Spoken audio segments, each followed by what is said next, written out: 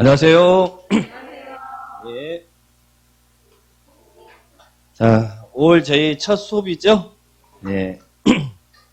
다들 한 주일 동안 잘 보내시고요. 또 줄공 공법을 시작하겠습니다. 예, 오늘 제가 지난 시간에 말씀드렸는데, 오늘 농지법부터 수업한다고 이야기했죠. 예. 예, 농지법도 나중에 시간 밀리면 제대로 못할 것 같아서 먼저 농지법부터 하겠습니다. 그리고 또 모의고사 보면 여러분 농지법 맨날 찍죠? 네, 안 배웠으니까. 그래서 농지법부터 먼저 하고 국토계획법으로 넘어가도록 하겠습니다. 예, 그리고 오늘부터 유약집 수업합니다. 다 가져오셨어요? 예, 그래요. 이 강의 노트도 같이 보도록 하겠습니다. 농지법은 시험에 몇 문제 나와요? 2문제요? 예. 6개 법 중에서 제일 재밌는 법이 무슨 법이에요?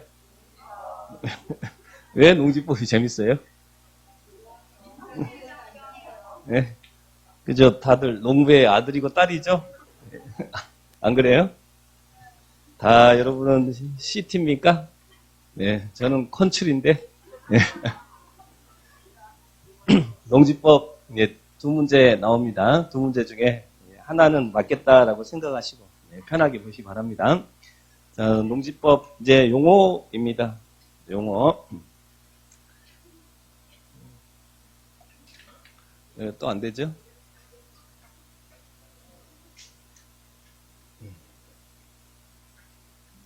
컴퓨터가 저를 싫어하는가 봐요. 저한테 예? 왜 저한테만 이러지?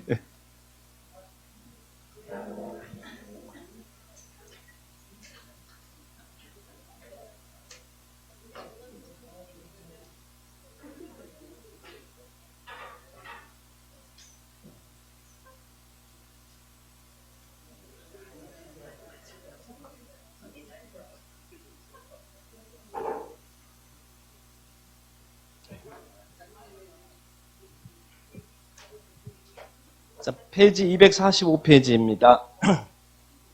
농지. 농지란 우리 법에서 실제 현상을 기준으로 합니다. 법적 지목 요의에 불구하고 농지란 다음 어느 하나에 해당하는 토지를 말한다. 농지 개념 꼭 정리하셔야죠. 첫 번째 농지가 뭐예요? 농작물의 경작에 이용되는 토지. 즉 농작물이 경작되고 있는 토지. 이걸 농작물 경작지라고 그러죠. 경작지는 농지다. 그 다음에 두 번째는 단연생 식물 재배지로 이용되고 있는 토지. 그래서 단연생 식물을 재배하고 있는 토지란 이야기죠. 자, 거기 보시면 목초, 종묘, 인삼, 약초, 잔디, 조림용, 묘목, 뽕나무, 유실수, 생육기간이 2년 이상인 식용 또는 약용으로 이용되는 식물. 그 다음에 디귿번 적용 또는 관상용 수목과 묘목. 근데 여기서 조심할 것은 관상용 수목과 묘목인데 여기는 적용을 목적으로 식재한 건 제한다 나오죠. 그거 조심하셔요. 관상용 수목과 묘목이 판매 목적으로 식재될 때 그게 농지지, 적용 목적으로 식재되는 것은 농지로 보지 않는다. 그래 보시고. 그리고 또 우리 시골 가면 이 농로도 있고 수로도 있고 그러죠. 제방도 있고 그러죠. 그런 농로, 수로, 제방 이런 것들을 농업 개량시설이라고 그래요. 그러면 그 개량시설이 있는 부지도 뭘로 본다는 거예요? 농지다. 그러니까 농로나 수로나 제방부지들 다 농지로 보는 겁니다. 그리고 또 시골에 온실도 있고 하우스도 있고 뭐 재배사도 있고 거기서 원예시설 작물하고 재배하고 그러죠. 그러면 이런 축사도 있고 그러면 축사라든지 농막이 뭐예요, 여러분? 농막이? 네. 그래서 농촌에서 농사 짓다가 잠시 쉬기도 하고 농기계도 맡겨놓고 하는 막사예요. 농막은 주택이 아닙니다. 우리 세컨드 하우스 그래가지고 농막을 이동식 주택 이야기하는데 그것은 농업 생산시설입니다. 그러면 이런 생산시설이 있는 부지도 농지다. 축사가 있는 부지도 농지고 온실이 있는 것도 부지도 농지고 재배사가 있는 부지도 농지다. 그래서 농지는 4개 기억합니다. 경작지, 단연생 식물 재배지, 농로, 수로 같은 개량시설비지, 비닐하우스, 온실 같은 생산시설이 있는 부지도 농지다. 이렇게 기억합니다. 그런데 다음의 경우는 농지로 보지 않습니다. 그래서 농지에서 제외된 토지. 그래서 농지냐, 농지가 아니냐. 처음에 이게 내겠죠? 농지로 보지 않는 것. 자, 첫 번째는 지목이 전답 과수원이 아닌 토지죠. 전답 과수원이 아닌 토지로서 농작물 경작이나 단연생 식물 재배지로 이용되는 기간이 몇 년 미만이에요? 3년 미만이다. 그죠? 전답 과수원이 아닌데 경작이나 재배 기간이 3년 미만이면 농지로 보지 않는다. 그러면 경작이나 재배 기간이 3년 이상이면 뭘로 본다는 이야기예요? 농지로 본다. 잡종지에다 인삼 재배를 하는데 재배 기간이 3년 미만이면 농지로 보지 않지만 3년 이상이면 농지로 본다. 근데 여기서도 또 하나 조심할 것은 전답 과수원이 아닌 토지로서 그랬죠. 그러면 지목이 전답 과수원이면 뭐 어떻게 될까요? 전답 과수원인데 경작이나 재배 기간이 3년 미만이면 농지로 봐요? 보지 않아요? 그건 농경작 지목이니까 농지로 보겠다는 이야기예요. 그래서 그 부분을 조심하시고. 그 다음에 두 번째는 지목이 임야인 토지입니다. 임야인 토지인데 산지 전용 허가 없이 농작물 경작이나 단연생 식물 재배지로 이용되는 토지는 뭘로 본다는 거예요? 농지로 보지 않고 뭘로 보겠다고요? 임야로 보겠다 이 말이죠. 그러면 지목이 임야인 토지인데 산지 전용 허가 이씨 그러면 어떻게 될까요? 이씨 농작물 경작이나 단연생 식물 재배지로 이용되면 농지입니까? 네, 농지죠. 근데 시험에 이씨 그렇게는 안 나오죠. 자, 그래 보시고. 그 다음에 또 세 번째는 초지입니다. 초지. 초지가 뭐예요? 초지? 초지가 초원이잖아요. 목장용지. 예, 초지는 초지법이 있어요. 그래서 예, 농지법을 적용하지 않습니다. 그래서 농지가 아닌 것 세 개. 농지냐 농지가 아니냐 이런 부분들 딱 체크를 해 놓으시기 바라고요. 자, 그 다음에 또 농업인입니다. 농업인도 잘 체크하시기 바랍니다.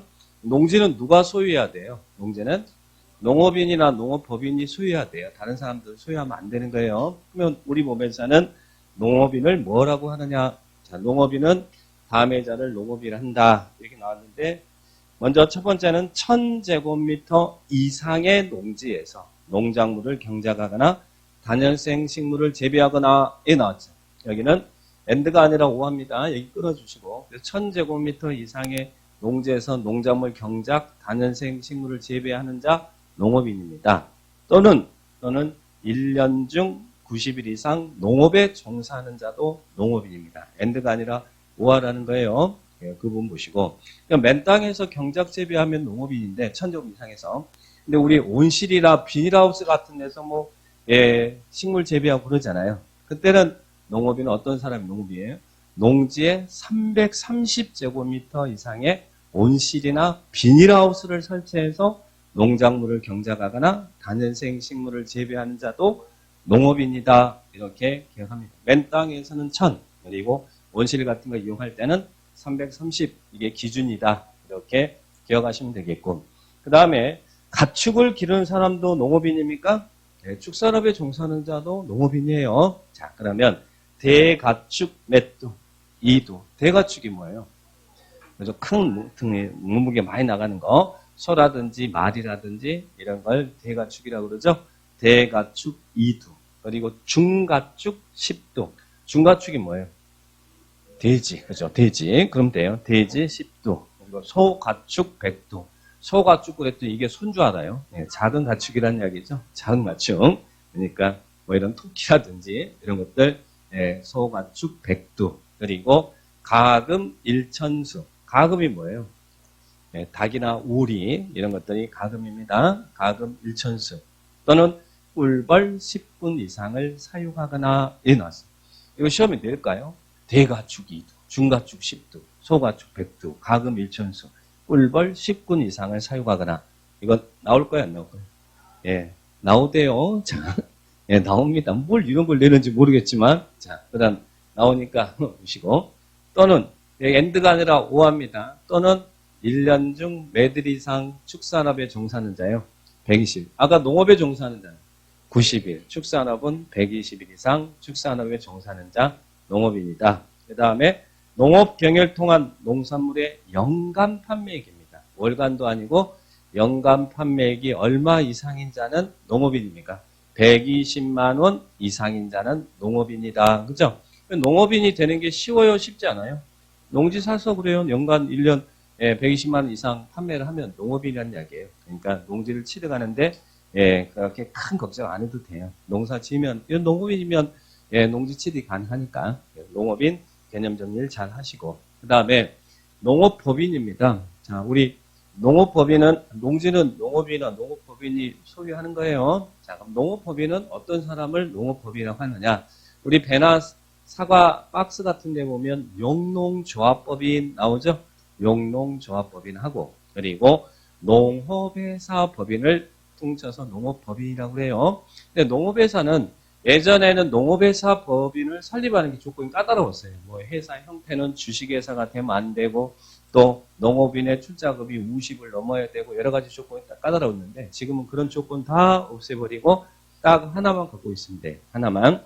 업무 집행권을 갖는 사원의 얼마 이상이 농업인이면 된다고요.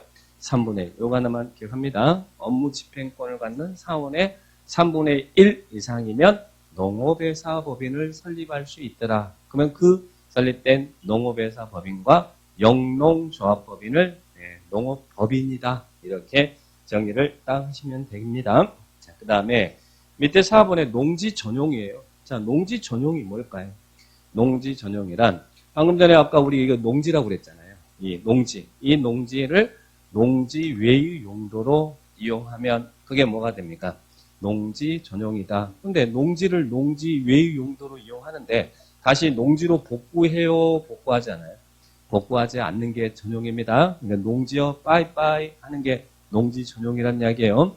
나중에 농지 전용할 때는 여러분이 돈을 내야 돼. 농지를 이런 다른 용도로 이용할 때는 농지 보전 부담금이라는 걸 내야 됩니다. 농지 보전 부담금이 쉽게 말해서 농지 전용 비용이다라고 생각하시면 됩니다. 그러면 농지에다가 축사를 짓는다. 그러면 그것은 농지 전용이에요? 농지 전용이 아니에요.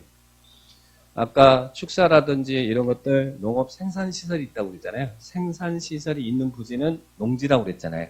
그러니까 농지에다 축사 설치하는 건 전용이 아니에요. 근데 농지에다가 농어가 주택을 짓는다. 그러면 전용입니까? 아닙니다. 주택은 농지가 아니잖아요. 그러니까 농지 전용에 해당됩니다. 농지에다 공장 설치한다고 하면 다 전용이겠죠? 그래서 이 네 가지 외 용도로 이용하는 것을 전용이다. 이렇게 봅니다. 그래서 거기 4번에 보니까요. 농지를 농작물, 경작, 단연생, 식물 재배 등 농업 생산 또는 농지 개량 외 용도로 사용하는 걸 말한다. 다만 농지 개량 시설 부지와 농축산물 생산 시설에 필요한 부지 사용은 전용으로 보지 않는다. 그러니까 농지에다 농로 설치한다든지 수로 만든다든지 축사 설치한다든지 이런 것들은 농지 전용으로 보지 않는다는 이야기죠. 그래서 그 부분을 딱 체크를 해 놓으시기 바랍니다. 그래서 용어 정리 이 정도는 꼭 해주시고요. 시험에 참 잘 나오니까 농업인, 농업법인, 농지 개념 이런 분들은 꼭 체크합니다. 자, 이제 농지 소유입니다. 농지법은 크게 세 가지 파트로 나눠요. 소유, 이용, 보전 나오는데 농지 소유입니다.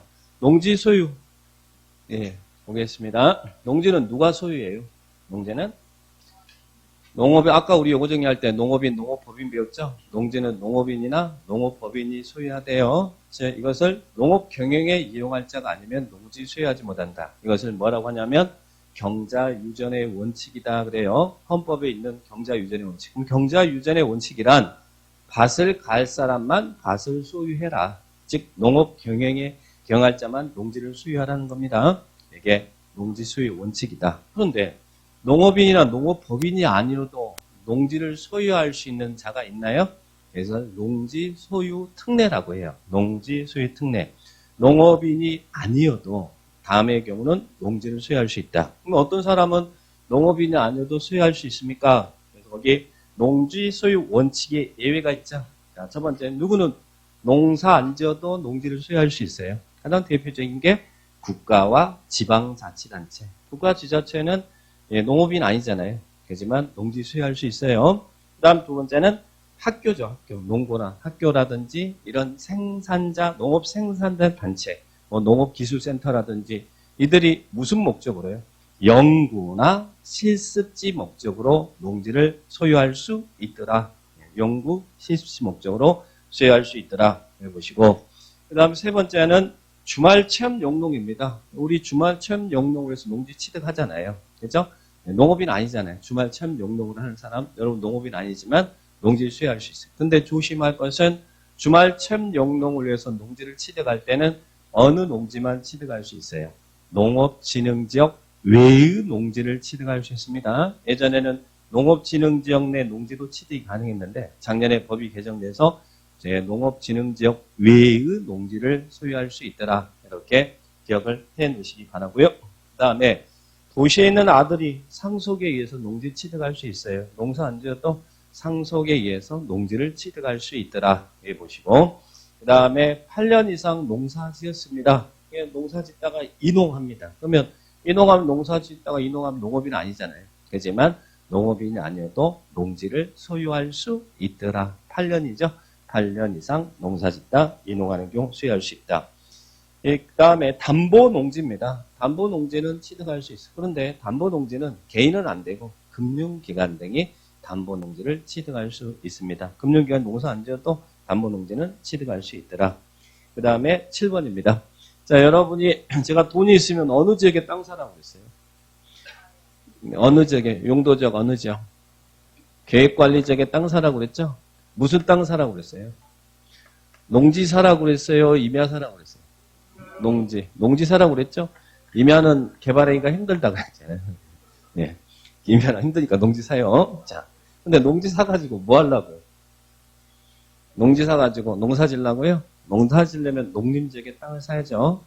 이 농지는 이 대지 작업해서 여기에다가 전원주택도 짓고 공장도 짓고 하기 위해서 사는 거죠. 개발인가 쉬우니까 이제 사라고 있어요.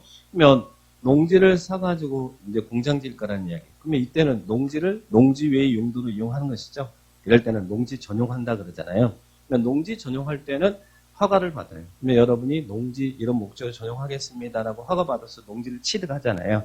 그럼 농업인 아니잖아요. 여러분 농사 지으려고 지금 산 거 아니잖아요. 이런 목적으로 전용하려고 산 거잖아요. 농지 전용 허가를 받은 경우에는 농업인이 아니어도 농지를 소유할 수 있습니다. 이렇게 기억하면 되겠죠? 그 다음에 또 농지 전용 신고하고 그러면 어떨 때는 전용 허가를 받고 어떨 때는 신고하느냐 느낌으로 가시면 돼요. 자, 농지에다가 대지 작업해서 공장을 짓는다. 그러면 이건 당연 농업과는 전혀 연관성이 없잖아요.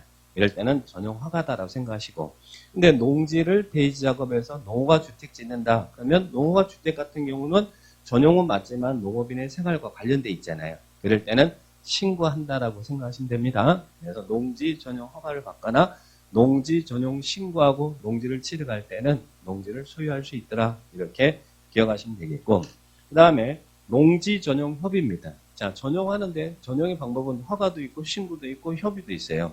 근데 허가 신고는 우리들이 일반인들이 전용할 때 허가 신고를 받는 것이고 협의는 행정기관 등이 농지를 전용할 때는 협의한다고 그래요. 협의. 그러면 농지 전용 협의를 완료해서 농지를 취득할 때는 농지를 취득할 수 있습니다. 그래서 전용 허가, 신고, 협의해서 농지를 취득할 때는 농지 취득할 수 있다. 를 보시고 그 다음에 9번은 농지개발사업지구 안에 소지하는 농지로서 1,500제곱미터 미만의 농지를 소유하는 경우 그랬어요. 그러면 농지개발사업지구 안에 1,500제곱미터 미만의 농지란 농어촌 휴양지에 농지개발사업지구 안에 농어촌 휴양지 목적으로 1,500제곱 미만의 농지를 소유할 수 있어요. 농업인이 아니어도 농지를 소유할 수 있다. 그 다음에 10번은 공법입니다. 무슨 법에 나오면 그냥 공법이니까 소유할 수 있다. 이렇게 이해하시면 되겠고 그 다음에 11번에 보니까 상단 하단부 평균 경사율이 15% 이상인 농지로서 그랬죠. 그러면 위에 경사도가 상단 하단에 15도가 넘어가면 농사 짓기 힘들어요. 이런 땅을 우리는 영농여권 분리농지다 그래요. 그러면 이런 영농여권 분리농지는 농업인이 아니어도 농지를 소유할 수 있다. 이렇게 기억하시고 그 다음에 비축농지 등 이런 부분들은 농업인이 아니어도 소유할 수 있다. 그런데요. 잘 보세요. 농지는 원래 농업인이나 농업법인이 소유하고 농업인이 아닌 자도 이런 경우는 소유할 수 있다라고 농지 소유 특례 인정하고 있죠. 농지는 여기에 있는 것만 여기 있는 사람들만 농지 취득할 수 있지 다른 사람들은 취득 못해요. 농업인과 농업인이 아닌 자가 농지를 취득하는 요 특례 있잖아요. 이 경우를 빼고는 농지는 다른 사람이 소유할 수 없습니다. 자, 요 규정 뒤로 넘겨보시면 4번에 여기 농업인이 아니어도 농지를 소유할 수 있는 특례가 있었잖아요. 이런 농지 소유 특례는 농지법에서 허용하는 것을 제외하고는 다른 법에서 정할 수 있다 없다. 정할 수 없다는 이야기. 농업인이 아닌 자가 이들이 농지를 소유할 수 있다는 특례는 농지법에서만 정해야지 다른 법에서 정할 수 없다. 그것도 기억하시기 바랍니다. 그러면 농지는 이들만 소유할 수 있다고 생각하시면 돼요. 이들만. 다른 사람들은 아예 소유가 안 된다. 이렇게 기억하시라는 이야기예요. 그런데 이제 문제는 농지는 이런 사람들만 소유할 수 있는데 이들이 농지를 소유할 때 상한이 있을까? 이들만 농지 소유할 수 있다고 그랬잖아요. 이들이 소유할 때 상한이 있을까요? 상한이 있을까요?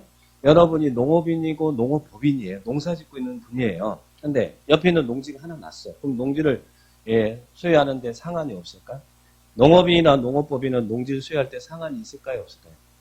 없어요. 농사질 의사만 있으면 얼마든지 소유할 수 있어요. 농업인, 농업법인 당연히 소유할 수 있습니다. 상한이 없어요. 그러면 방금 전에 농업인이 아닌 자도 농지를 소유할 수 있는 특례가 있었죠. 그 경우가 아니면 다른 사람도 농지 소유 못하니까. 그러면 농업인이 아닌 사람이 농지를 소유할 수 있는 특례가 있었는데 그 사람들은 농지를 소유할 때 상한이 있을까? 국가지자체가 농지 아까 소유할 수 있다고 그랬잖아요. 상한 있어요, 없어요? 국가지자체 상한 없습니다. 그러면 학교나 생산체가 연구 시중 목적으로 농지채 갈 때 상한 있어요, 없어요? 상한 없어요.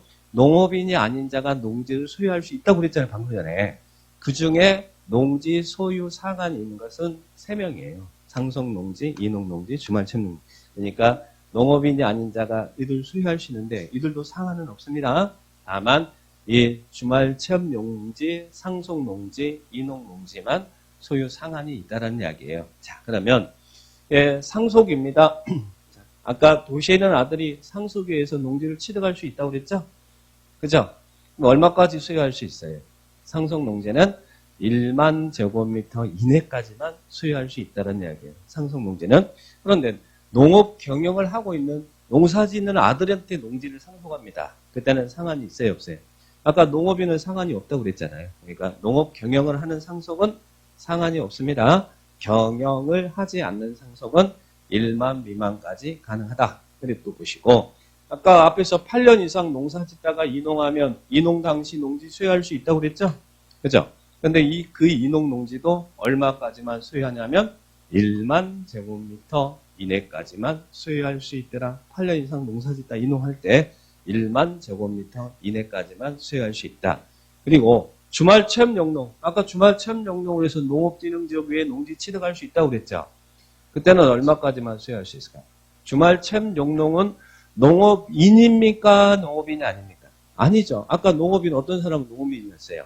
1000제곱미터 이상의 농지에서 경작 재배하면 농업인이잖아요. 주말체험용농은 농업인 아니니까 1000 미만까지만 소유해야 될 거 아니에요. 1000이 넘어가면 농업인 되니까. 그죠? 주말체험용농은 얼마까지 가능하다고요? 1000 미만까지 가능하다. 근데 1000 미만인데 뭐까지 합쳐서 세대원 전부가 소유하는 총 면적이 1000을 넘어서는 안 된다. 이렇게 기억합니다. 그러니까 아까 농업인이 아닌 자도 소유할 수 있는 특례가 있었는데 상한이 있는 것은 여기만 상한이 있고 다른 사람들은 아예 소유를 못하니까. 그래서 이런 규정들 잘 이해합니다. 자, 보시면 되겠고요. 그런데 방금 전에 상속농지나 이농농지는 1만까지만 가능하잖아요. 근데 아들이 도시에 있는 아들 상속자가 한 명인데 농사 짓기 힘들면 1만까지만 짓고 나머지는 다 팔아야 됩니까? 그런 문제가 발생하잖아요. 또 8년 이상 농사 짓다가 이농할 때는 1만 제곱미터까지만 소유할 수 있는데 그럼 나머지는 어떻게 해야 됩니까? 이제 문제가 되겠죠.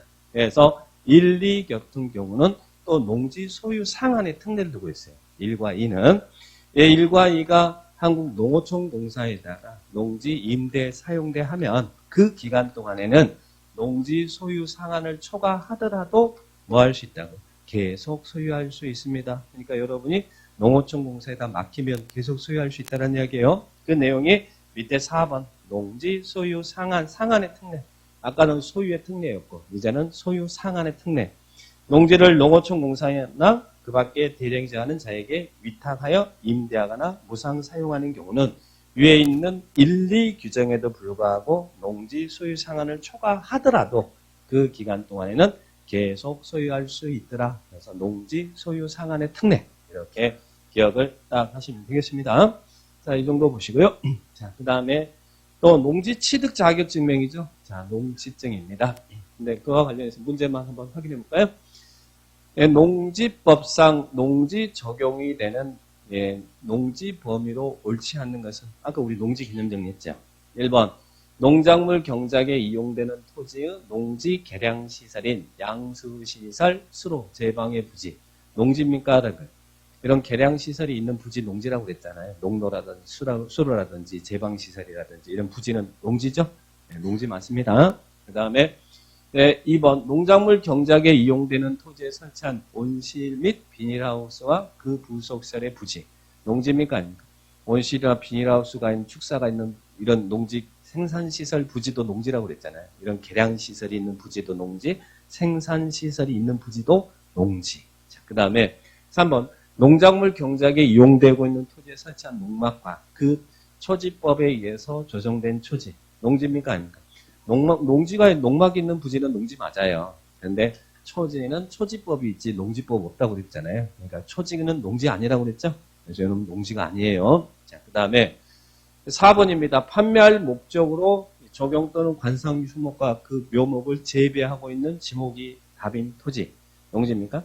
자, 그죠? 적용 목적으로 묘목을 재배하면 농지가 아니지만 판매 목적은 농지 맞습니다. 그래서 아까 적용 목적은 제외한다고 그랬잖아요. 그것만 조심하세요. 근데 여기를 적용 목적으로 그러면 틀립니다. 자, 그 다음에 5번은 2015년도부터 계속하여 벼를 경작하여 온 지목이 잡종된 토지. 농지입니까? 아닙니까?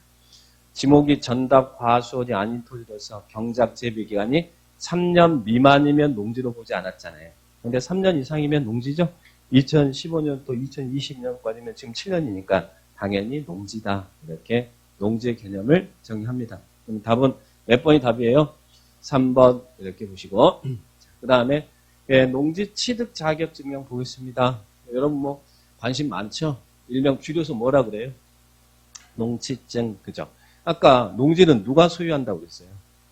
농업인하고 또 누구? 농업법인.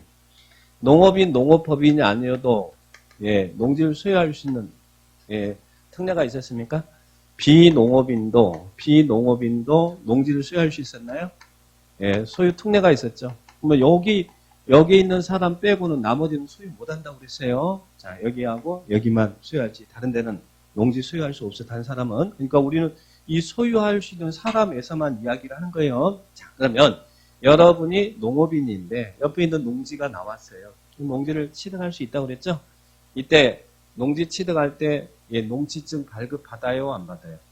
농지에 대한 소유권 이전 등기를 할 때는 등기 원인을 증명한 서류로 농취증이 첨부돼야 되는데 이 사람 농지증 발급받아요? 안 받아요?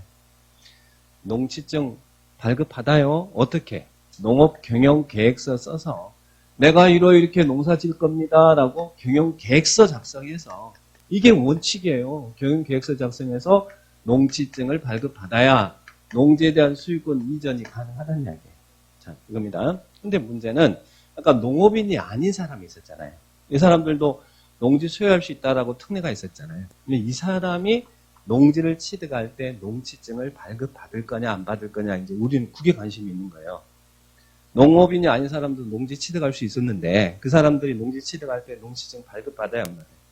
여기는 농취증 발급받지 않고 농지를 취득할 수 있는 사람이 있고 그리고 농업인이 아니어도 농지를 취득할 때 농취증을 발급받아야 농지를 취득할 수 있는 경우가 있다는 이제 여기서 둘로 나눠지는 겁니다. 자, 그러면 이제 보겠습니다. 자, 농취증은 누구한테 발급받을까요? 농취증은 누구한테? 이제 원칙을 항상 원칙을 기준으로 해야 되니까 여러분이 농업인인데 농지를 취득할 때 누구한테 농취증 발급을 받아요? 농취증의 발급권자는 시장, 구청장, 읍장면장입니다. 드디어 우리의 읍장면장이 나왔어요. 떨려. 시장, 군수, 구청장이 아니라 군에 가면 읍도 있고 면도 있죠? 읍장면장이 농취증 발급권자입니다. 시장, 군수, 구청장이 아니라 시장, 구청장, 읍장면장이 농취증의 발급권자다. 자, 거기 보십니다. 밑에 농지를 취득하려는 자는 농지 소재지를 관할하는 시장, 구청장, 읍장면장에게 농취증을 발급받아야 된다. 자, 그러면 농취증 발급 신청. 밑에 농취증을 발급받으려는 자는 다음 사항이 포함된 농업경영계획서 또는 주말 체험 영농계획서를 작성해서 시장, 구청장, 읍장면장에게 발급을 신청해라. 여기서 단어가 무슨 단어가 나와요? 자, 여러분이 농업입니다. 그럴 때는 자, 농업일 때는 농업경영계획서를 작성하는 거예요. 그런데 주말 체험 용농, 자, 주말 체험 용농을 위해서 농지를 취득할 수 있었어요, 없었어요? 주말 체험용 농업이 아니도 취득할 수 있었잖아요. 여기 승리에서, 그죠?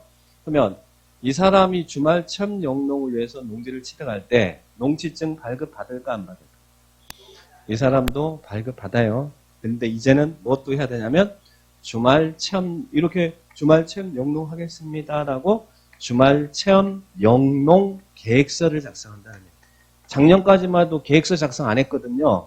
근데 지금은 주말 체험 용농 계획서, 농업인은 농업 경영 계획서, 그리고 주말 체험 용농을 하는 사람은 주말 체험 용농 계획서를 작성하고 농지증을 발급받아야 됩니다. 이게 개정된 내용이니까 꼭 기억하셔야 돼. 주말 체험 용농은 주말 체험 용농 계획서. 그래서 거기 이제 그런 말이 나오는 거예요. 농업 교육 계획서 또는 주말 체험 용농 계획서를 작성해서 시장, 구청장, 읍장면장에게 발급을 신청합니다. 그래서 그 첫 번째 박스가 농업 경영 계획서, 주말 체험 용농 계획서에 기재될 사항입니다. 기재 사항인데 참고만 하시고. 자, 그러면 농지증 발급하는데 그 발급권자는 시장, 구청장, 읍장면장이었잖아요. 근데 작년에 시끌시끌했잖아요. 농지 때문에. 그래서 이제는 투기가 성행하거나 그런 우려가 있는 지역에서는 시장, 구청장, 읍장면장이 발급할 때 농지위원회 심의를 거쳐서 발급해줘라. 이런 규정이 또 작년에 추가된 것들입니다. 자, 그러면 심의 거친다라는 말하고요. 그러면 자, 농지증 발급 신청하면 여러분이 농지 여기 이제 안 그러면 농지증을 안 받으면 농지에 대한 수익권 이전이 안 되니까 농지증을 발급 받아야 되거든요. 농업경영계획서까지 써서. 그럴 때 발급 기간은 매들입니까? 농업경영계획서가 작성되는 경우에는 일반적인 다 농업경영계획서 작성될 거 아니에요. 작성되는 경우는 발급 기간은 매들요. 7일입니다. 작년에 4일이었거든요. 근데 지금은 7일. 그리고 또 농업경영계획서를 작성하지 않고 여기 같은 경우는 이 사람들은 농업인이 아니기 때문에 농지를 취득한 사람이 있는데 대신 여기는 농업인이 아니니까 농업경영계획서를 써야 작성해요, 안 해요? 여기는 계획서 작성하지 않고 농업인일 때 농업경영계획서 작성하니까 이런 경우는 농업경영계획서 작성하지 않고 농지증을 발급받는 경우가 있어요. 농업인이 아니면 농업경영계획서 쓸 필요 없잖아요. 그러면 농업경영계획서를 작성하지 않고 농지를 취득할 때는 처리기간은 몇 일이냐? 4일. 종전에는 여기가 4일, 2일이었거든요. 근데 지금은 7일, 4일 이렇게 바뀝니다. 그래서 농지증의 발급 처리기간은 7일이고 농업경영계획서를 작성하지 않고 농지증을 발급받는 경우는 처리기간은 4일이다. 그런데 아까 이런 투기가 성행할 우려가 있는 적은 농지위원회 심의 거쳐서 발급해 주라고 그랬죠? 그럼 심의하면 기간이 걸릴 거 아니에요. 그래서 농지위원회 심의 대상일 때는 처리기간은 몇 일이라고요? 14일이다. 14일이다. 이렇게 농지증의 발급 처리기간. 여러분들 다 작년에 개정되어 있던 부분이니까 그분들 체크를 해 놓으시면 됩니다. 자, 그 다음에 밑에 5번에 농지증을 농지증 발급받아야 농지에 대한 수익권 이전이 가능한데 어떤 사람한테 농지증을 줄 거냐? 농지증의 발급 요건이 밑에 나오네. 이런 경우는 농지증을 발급해줘라. 그래서 맨 밑에 박스에 농지증을 발급하는 요건이 나오는데요. 근데 요건 쭉 읽어보시면 되고 숫자만 이해하면 됩니다. 자, 먼저 여기에 2번을 보시면 아까 주말 체험 용농으로 해서 농지를 취득할 때 농지증 발급받아야 안 받아요? 발급받죠? 주말 체험 용농 받아야 돼요. 이제는 뭐까지? 주말 체험 용농 계획서까지 써서 예전에는 계획서 안 썼어요. 우리 이제 강의 노트도 좀 그 나중에 수정 좀 해주셔야 돼. 여기에 이 부분은 이제 강의 노트는 여기 강의 노트 한번 봐봐요. 자, 강의 노트에 혹시 강의 노트 가지고 오셨어요? 네, 거기 보시면 페이지 105페이지에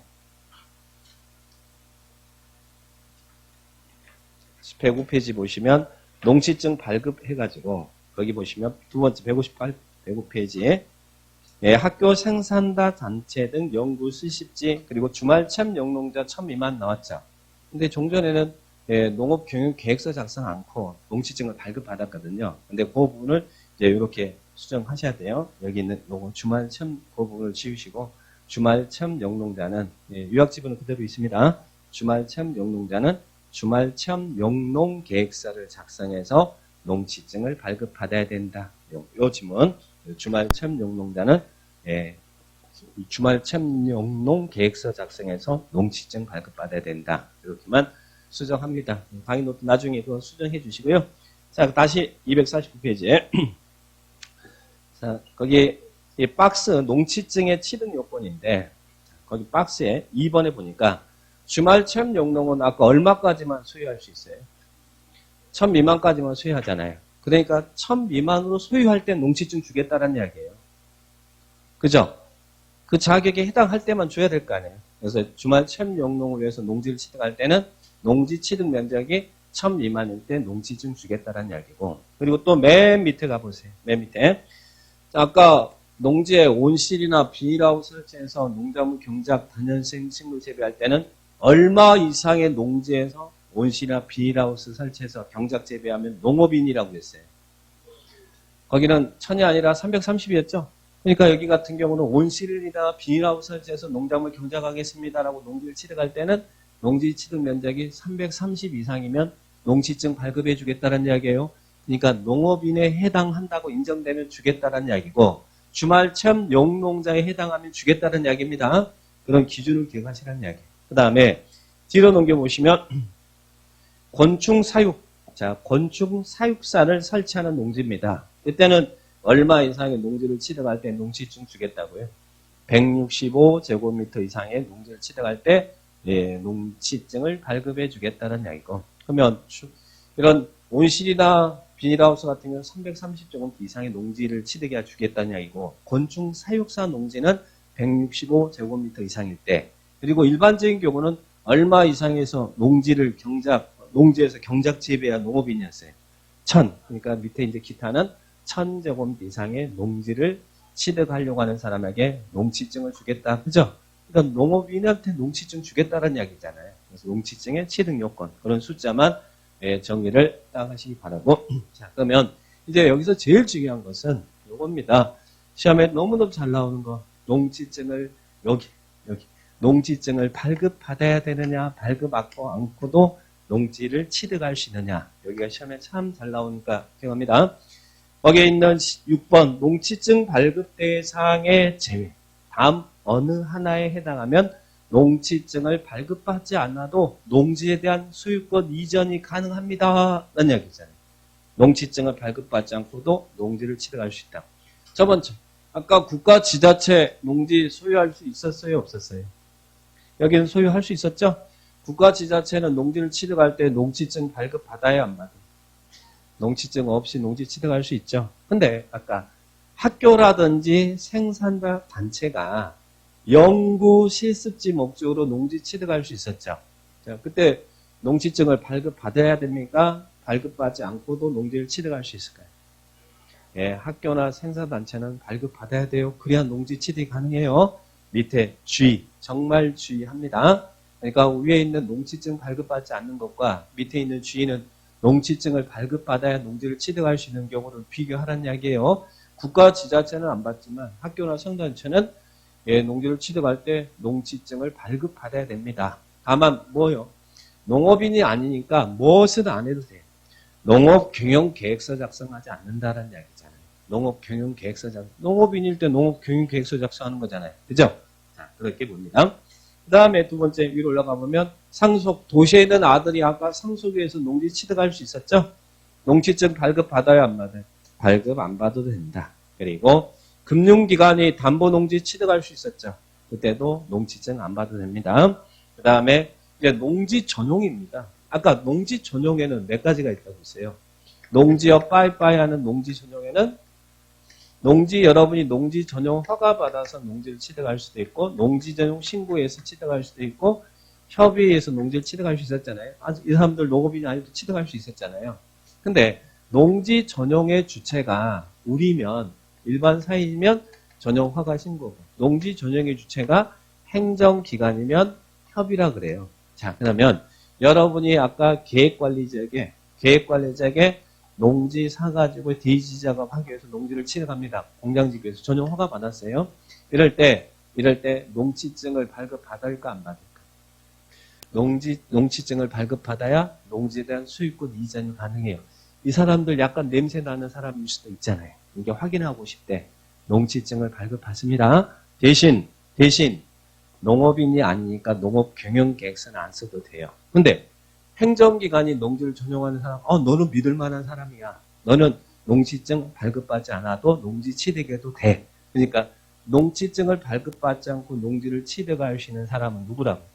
협의를 거쳐서 농지를 취득할 때는 농지증을 발급받지 않아도 농지 취득합니다. 그러나 농지 전용 허가나 신고에서 농지를 취득하는 사람은 농지증을 발급받아야 됩니다. 발급받아야 돼요. 대신 뭐만 안 하면 농업이나 아니니까 농업교육계획서 안 쓴다는 거 무슨 밑에 주의에 농지 전용 신고 협의는 농지를 취득할 때 농지증을 발급받아야 농지에 대한 수익권 이전이 가능해요. 네, 협의가 농지증 안 받는다는 걸 기억합니다. 그 부분을 조심하세요. 그 다음에 5번. 농업법인이 농지를 취득할 때 농지증 발급받아요? 안 받아요? 네, 농업법인이 농지를 취득할 때 농지증 발급받아요? 안 받아요? 받아요. 농업경영계획서까지 해서 농지증 발급받아야 농지에 대한 수익권 이전이 가능해요. 그죠? 근데 어떨 때 안 받아요? 합병일 때 안 받는다. 합병이 꼭 나와야 됩니다. 농업법인이 합병으로 인해서 농지를 취득할 때는 안 받는다는 이야기예요. 합병이 포인트입니다. 네, 그 부분을 딱 체크하시고. 그 다음에 6번, 7번, 8번 이런 부분은 다 공법이라고 생각하시면 돼요. 무슨 공법적인 냄새 난다. 그러면 농지증 안 받는다. 보시고 또 틀리기 쉬운 거 11번. 공유농지입니다. 자, 공유농지. 여러 명이 공동 소유하고 있는 농지를 분할해서 취득할 거예요. 그럴 땐 공유농지 분할해서 취득할 때는 농지증 발급받아야 안 받아요? 안 받는다. 그리고 또 밑에 시효 완성으로 인해서 농지 취득한다. 이게 뭡니까? 취득시효죠? 취득시효. 이때는 농지증 발급받지 않아도 됩니다. 그놈하고 밑에 정말 주의합니다. 밑에 주의 보니까 학교나 생산자 단체가 아까 연구 실습지 목적 농지 취득할 수 있었죠? 농지증 발급받아야 돼요? 안 받아요?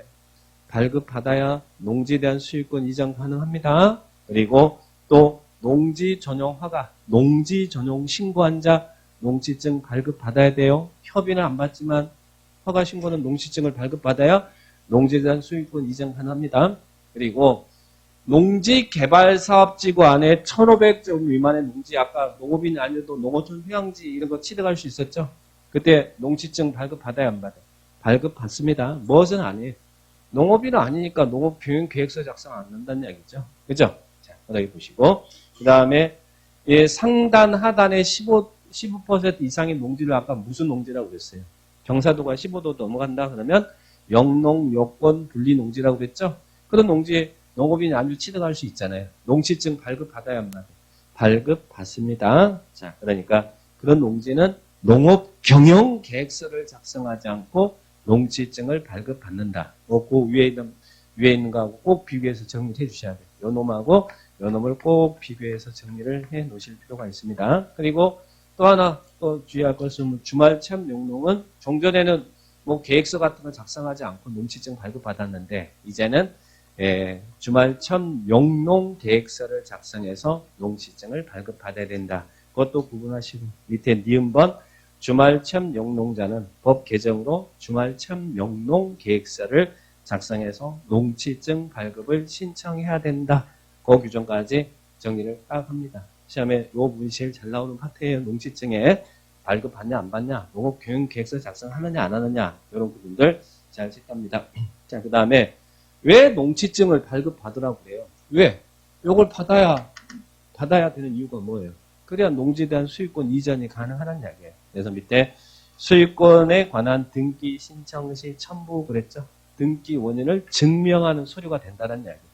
그래서 농지증은 수익권 이전 등기할 때 함께 첨부해야 된다. 이렇게 정리를 꼭 하시고 그 다음에 그 밑에도 보시고 아까 원칙은 농지를 취득할 때 원칙은 농업경영계획서 작성해야 되죠?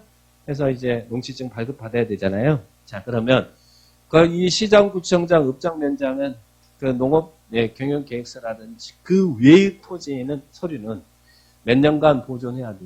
10년이란 것만 무조건 기억하세요. 여기도 10년, 밑에 위 서류도 10년. 그래서 농업경영계획서 10년간 보존하고 그 외의 신청 서류도 10년간 보존해야 된다. 이런 부분들 딱 체크를 해 놓으시기 바라고요. 그 다음에 오른쪽 농취증 증명 발급 제한. 작년에 시끌시끌해서요. 이런 규정들이 다 작년에 나온 거예요. 개정돼서 들어온 겁니다. 자, 예, 원래는 시장구청장 읍장면장이 농취증 발급해 주죠. 근데 원래는 농업경영계획서에 작성해서 발급 신청해야 되죠. 그럼 농업경영계획서에 기재될 내용들이 있잖아요. 근데 그 기재된 내용을 기재하지 않았다. 뭔가 냄새 나는 사람이죠. 그죠? 그런 사람에게는 농취증 발급해 주지 말아라. 발급 제한한다는 이야기예요. 농업경영계획서에 기재될 사항을 기재하지 않으면 그때는 농취증 발급해 주지 말아라. 자, 그런 이야기입니다. 자, 그 다음에 두 번째는요. 이 사람들이 농지를 취득하는데 한 명이 취득하는 게 아니라 여러 명이 공투 들어왔네. 공동투자했어요. 공유토지라는 이야기예요. 자, 한 필지를 공유로 취득하려는 자가, 공동으로 취득하려는 사람이 조례가 정하고 있는 수를 초과한대. 그러니까 조례가 정하고 있는 이 수를 초과해서, 그러니까 예를 들면 조례가 7명이 넘어가면 안 된다 그랬는데 뭐 8명, 10명이 공동투자 들어와 버렸다는 이야기예요. 그러면 그때는 냄새 나는 사람이 안 되는 사람. 냄새 나니까 그 사람은 발급을 제한할 수 있다는 이야기입니다. 그래서 공유토지를 조례가 정하는 수 이상으로 공유토지를 취득하려고 한다는 이야기, 수 이상으로. 그 공동투자하는 사람들이 그럴 때는 발급을 제한할 수 있다는 이야기고. 그 다음에 또 세 번째는 농업법인입니다. 자, 농업법인이 해산명령 청구 요건에 해당합니다. 그럴 때는 농취증 발급을 제한할 수 있다라. 이런 부분에 발급 제한에 관련된 규정들 다 신설됐으니까 여러분들 체크해 주시기 바랍니다. 그래서 농취증은 개정된 내용들도 있고 원래 또 시사적으로도 중요하고 그러니까 잘 체크를 해 놓으시기 바랍니다. 농취증 정리했고요. 그 다음에 자 여기서 이제 가장 일반적인 전형적인 문제죠. 2번 농취증을 발급받지 아니하고 농지를 취득하시는 경우에 해당하지 않는 것은. 그러니까 농취증 발급받아야 농지를 취득할 수 있다 이 말이잖아요. 1번 농업법인이 합병으로 인해서 농지를 취득할 때 농취증 발급받아요 안 받아요? 합병, 아까 합병은 요거 나와야 된다고 그랬죠? 요것은 농취증 안 받아도 되죠? 자, 그 다음에 2번 농지를 농업인 주택의 부지로 전용하려고 농지 전용 신고자가 농지를 취득할 때 농취증 발급받아야 안 받아요? 전용 허가나 신고는 약간 일반 사이니까 좀 냄새 날 수도 있죠. 농취증 발급받죠? 단 무엇은 안 해요.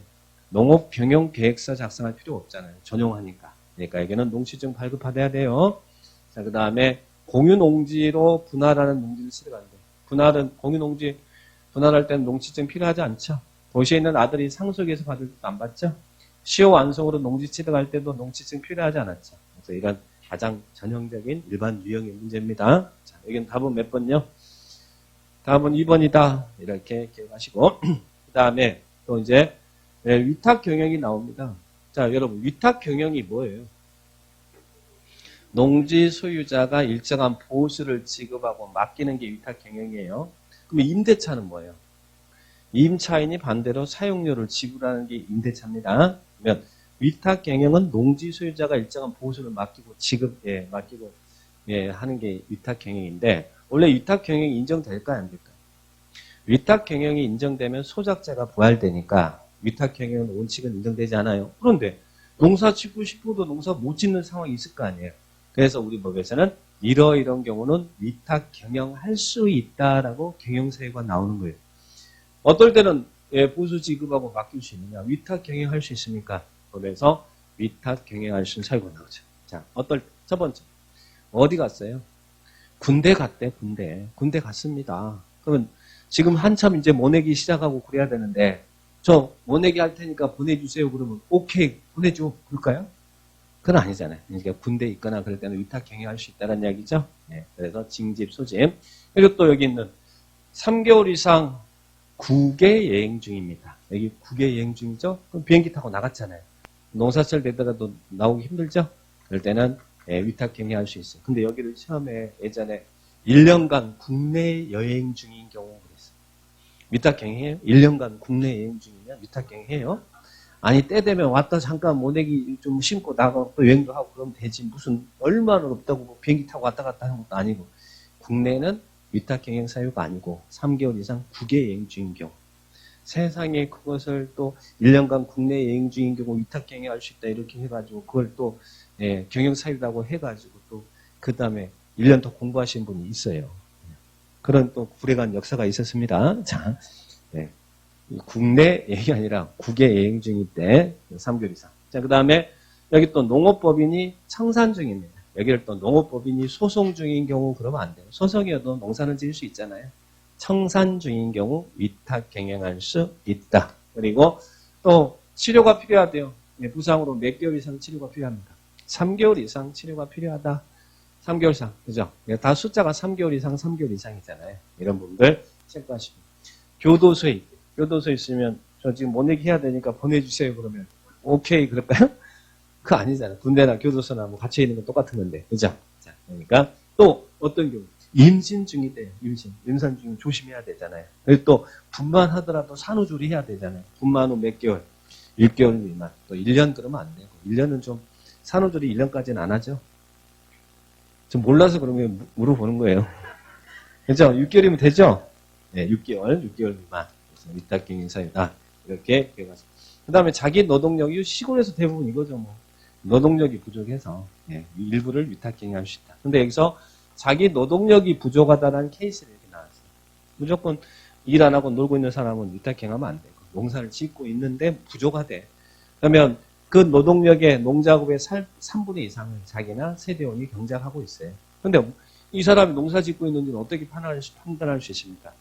파종이라든지 가지치기 등을, 자, 여기를 농작업의 1년 중 몇 일 이상, 30일 이상 종사하면, 그러니까 노동력 3분의 2 이상으로, 그리고 이런 파종이라든지 가지치기를 1년 중 30일 이상 종사하고 있으면, 농업에 종사하고 있으면, 이 사람은 노동력이 부족한 경우로 봐서 일부를 위탁경영할 수 있다. 그래서 노동력이 부족한 경우, 이런 경우를 이야기하고 있습니다. 이런 경우는 위탁경영 사유다. 정리하시면 되겠죠.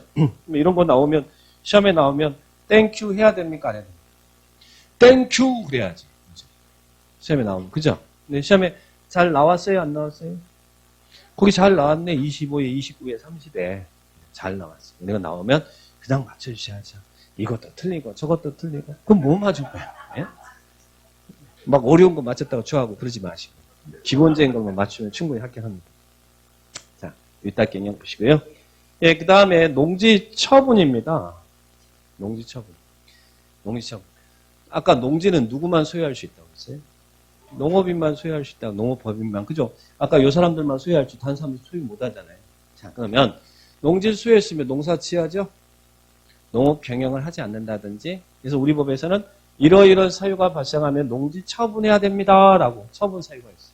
우리 교재 처분 사유. 자, 밑에 볼게요. 250페이지. 농지 소유자는 다음 어느 하나에 해당되면 사유가 발생한 날로부터 몇 년 이내요? 1년 이내 해당 농지를 그 사유가 발생한 날 당의 세대를 같이 하는 세대원이 아닌 자에게 처분해야 됩니다. 근데 이런 처분 사유가 발생하면 1년에 처분해야 되는데 처분 사유가 발생했다고 부모가 자식한테 넘겨주고 그러지 말고 다른 세대원한테 처분하라는 얘기예요. 자, 그럼 1년 처분 의무 기간은 1년이라는 걸 기억합니다. 1년 이내 처분 의무 기간입니다. 그래서 뒤에 처분 사유가 쭉 박스에 나와 있어. 박스에. 근데 그 부분 중에 틀리기 쉬운 거 이 정도만 잘 정리하면 돼. 자, 여기 있는 아까 농업회사법인입니다. 농업회사법인은 어떤 요건이 있어야 돼요? 다른 건 다 없어지고 지금 업무 집행권을 갖는 사원에 얼마 이상이 농업인이어야 돼요? 업무 집행권을 갖는 사원에 얼마 이상이 농업인이어야 돼요? 3분의 이상이 농업인이면 농업회사 설립할 수 있다고 그랬죠? 그 농업회사 설립 요건이 업무 집행권을 갖는 사원에 3분의 1 이상이 농업인이라는 이야기예요. 그런데 그 농업회사 법인 설립 요건에 맞지 아니하게 된 후 몇 개월이 지났어요? 3개월. 그래서 숫자 나오면 이런 것들만 조심하면 돼. 나머지는 뭐 그냥 보면 다 처분 사유니까 3개월이 경과됐습니다. 그러면 농지 처분 사유가 됩니다. 그 다음에 또 하나는 정당한 사유 없이 주말처럼 용농을 하지 않는다. 그러면 처분 사유고요. 그 다음에 아까 여러분이 계획관리직에 농지 사가지고 대작업하기 위해서 공장 지을 거예요. 농지 전용 허가 받으면 농지 취득할 수 있었죠? 또 농지 전용 신고하고도 농지 취득할 수 있었죠? 그럼 농지 전용 허가 신고했으면 다른 목적으로 이용하기 위해서 농지 취득한 거 아니에요? 그럼 목적 사업에 들어가야 되잖아요. 그런데 전용 허가 신고 몇 년 내 농지를 목적 사업에 들어가지 않습니까? 2년 내 사업에 착수하지 않으면 농지 처분해야 되는 처분 사유가 됩니다. 그리고 아까 상속 농지, 이동 농지는 얼마까지 농어촌 공사가 안 맡기면 얼마까지 소유할 수 있어요? 1만 미만까지만 소유할 1만 제곱미터 이내까지만 할 수 있었죠. 자, 그런데 농어촌 공사도 안 맡기고 도시에는 아들이 상속받았는데 농지를 계속 소유하고 있다는 이야기예요. 그러면 농지 처분 사유가 됩니다. 자, 그런데 이 경우는 농지 소유 상한을 초과해서 소유한 경우는 그 농지 전부를 처분해야 됩니까? 아니면 초과 분만 처분해야 됩니까? 초과 분만 처분해야 된다. 이렇게 기억을 딱 하시기 바랍니다. 초과 분만 처분해요. 그러면 자 보세요. 이런 처분 사유가 발생하면 1년 이내 처분해야 돼요. 근데 만약에 처분하지 않았다. 자, 그러면 처분하지 않았다. 그럼 어떻게 될까요? 처분하지 않았다. 그러면 이제 그 다음 조치가 늦어집니다. 그게 뭐냐면 처분해라라고 명령을 내린다는 거예요. 처분 사유가 발생했는데 그 처분 의무 기간 내 처분하지 않아서 1년은 자율적 처분이라는 이야기예요. 처분 의무 기간 내 처분하지 않으면 그래서 박스 이제 두 번째 박스에 그 박스 안에 첫 번째가 정당한 또 고집 부정한 방법으로 농지를 취득했다. 이런 경우나 또 여기는 처분 의무 기간 내 처분하지 않았습니다. 그러면 이때는 처분하세요라고 처분 명령을 시장 군수 구청장이 내립니다.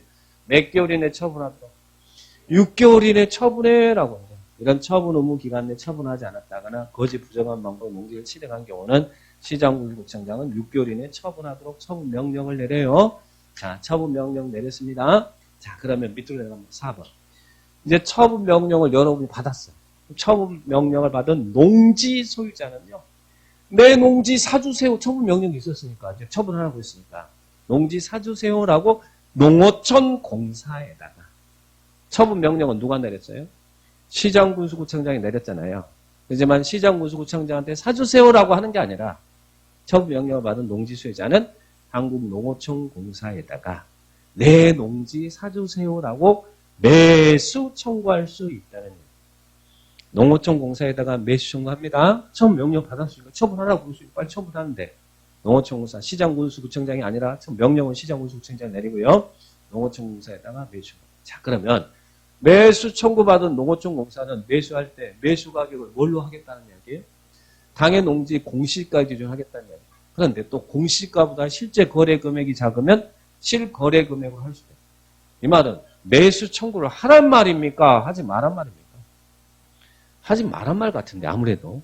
아직 사달라고 했는데 그 사달라고 매수 청구했으면 농어촌 공사는 당해 농지 공시지가를 기준으로 하겠대. 근데 그 공시가보다 실제 거래 금액이 낮으면 실거래 금액을 하겠다는 거예요. 매수 청구하지 말란 말 같은데 느낌에. 이렇게 하라고 하고 있지만 매수 가격이 너무 작은 거 아닙니까? 그죠? 매수 가격은 공시지가. 단 실제 거래 금액이 작으면 실거래 금액으로 할 수도 있다. 자, 그런데 이제 여기서 잘 봐요. 방금 전에 6개월 이내 처분하라고 그랬잖아요. 그죠? 근데 그러면 이제 농지 소유자는 농어촌 공사다 사주세요라고 이제 처분 매수 청구를 할 수 있지만 이 처분 명령에 불응하면 어떻게 할까요? 처분하라고 했는데 처분 안 해버렸어. 그냥 버텼어. 처분 명령에 불응하면 이제 그 유명한 이행강제금이 나옵니다. 이행강제금은 여기는 작년에도 또 개정되고 그랬으니까 잘 체크 한번 해주셔야 돼요. 이행강제금은 건축법과 농지법에 있어요. 처분 명령에 불응할 때 이행강제금 부과한다는 거. 그럼 이행강제금은 누가 부과해요? 누가 처분 명령, 이 처분 명령에 불응하면 누가?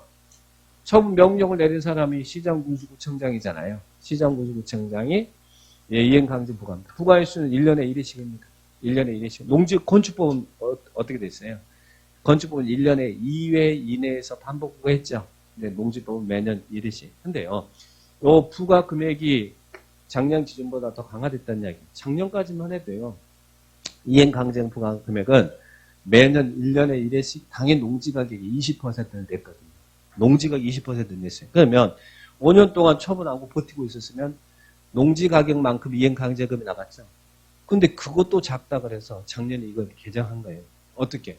농지가 20%가 아니라 해당 농지 감정 가격이나 농지 개별 공시지가 중 높은 가액에 25%를 부과하겠다는 거예요. 20%가 아니라 몇 퍼센트요? 25%가. 그것도 그냥 농지가액 25%가 아니라 당해 농지 당해 농지 감정가액이나 개별 공시지가 중 그 중에서 둘 중에 높은 가액에 25%를 부과합니다. 요 규정을 잘 기억을 해 주셔야 됩니다. 요 부분들이 개정돼서 들어온 내용들이니까 꼭 체크를 해 주셔야 돼요. 20%다 이러면 안 돼. 이제는 높은 가액에 25%를 이행강제금 부과한다. 그럼 여러분, 이런 이행강제금 부과 처분에 대해서 이의가 있습니다. 자, 부과는 매년 1회씩 한다고 했죠? 자, 1회씩. 그러면 이의신청 하겠어요, 안 하겠어요, 여러분? 성질 나니까 이의신청 할 거 아니에요? 내가 당사자 그러면 성질 내는 사람도 많이 있을 거 아니에요? 이의신청은, 부과 처분이 있으면 매들이내 이의신청하라고. 30인의 이의신청. 그래서 밑에 시장군수구청장에게 이의신청 30인의 이의제기할 수 있다 나오죠? 그래서 이런 내용들 좀 잘 체크해 놓으시기 바랍니다. 자, 보시고. 밑에 담보농지 취득은 아까 금융기관이 있다. 그것만 기억하세요.